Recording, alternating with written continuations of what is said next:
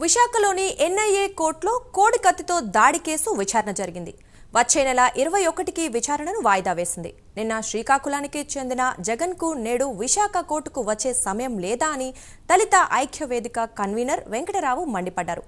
జగన్ వచ్చి ఉంటే నిందితుడు శ్రీనివాస్పై ఉన్న షరతులు ఎత్తివేసేవారని ఆయన అన్నారు. 60 వాయిదాలకు కూడా హాజరు కాని జగన్ కోర్టు ధిక్కార నేరానికి పాల్పడుతున్నారన్నారు.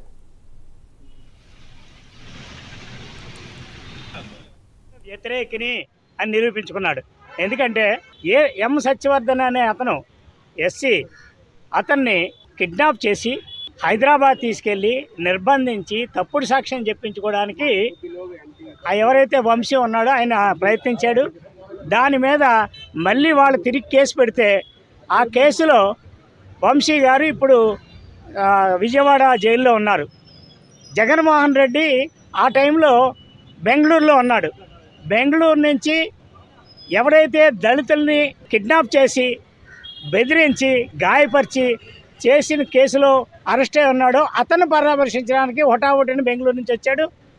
అక్కడ ఆయన కలిశాడు.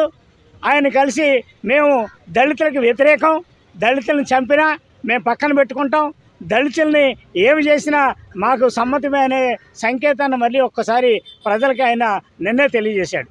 జగన్మోహన్ రెడ్డి గారి ఎయిర్పోర్ట్లో కోడికత్తి దాడి కేసు ఈరోజు కోర్టులో విచారణకు వచ్చింది. తిరిగి మళ్ళీ ఈ కేసుని అంటే ప్రధాన సాక్షి ఫిర్యాదుదారుడు జగన్మోహన్ రెడ్డి గారు హాజరు కాని కారణంగా విచారణ ప్రక్రియలో ఏమాత్రం అడుగు ముందు కదలకుండా జడ్జి గారు మళ్ళీ వచ్చే నెల 21వ తేదీకి వాయిదా వేశారు. అయితే ఈ సందర్భంగా మీతో మేము చెప్పదలుచుకున్నది, నిన్న జగన్మోహన్ రెడ్డి గారు ఊర్లోనే ఉన్నారు. నిన్న ఉదయం శ్రీకాకుళం వెళ్ళారు, సాయంత్రం మళ్ళీ తిరిగి బెంగళూరుకి వెళ్ళిపోయారు.